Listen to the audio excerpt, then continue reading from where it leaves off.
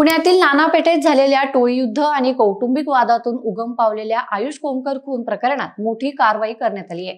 अंधेकर टोळीचा म्होरक्या सूर्यकांत उर्फ बंडू अण्णा अंधेकर आणि त्याच्या 13 साथीदारांविरुद्ध महाराष्ट्र संघटित गुन्हेगारी नियंत्रण कायदा म्हणजेच मकोका अंतर्गत कारवाईचे आदेश पोलीस आयुक्त अमितेश कुमार यांनी दिले।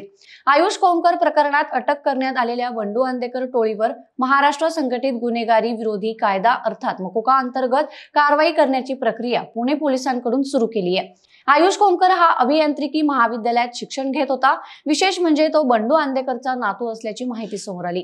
माजी नगरसेवक वनराज अंधेकर याच्या खुनाचा बदला घेण्यासाठी आयुषचा खून घडवून आणल्याचं तपासात स्पष्ट झालं। या प्रकरणात आतापर्यंत 8 जणांना अटक झाली असून इतर फरार आरोपींचा पोलिसांकडून जोरदार शोध सुरू आहे। बंडू अंधेकर याचं नाना पेठेतील डोके तालमीजवळ घर आहे। बुधवारी रात्री पोलिसांनी त्याच्या घराची झडती घेतली। अंधेकर याला नाना पेठेत आणण्यात आलं।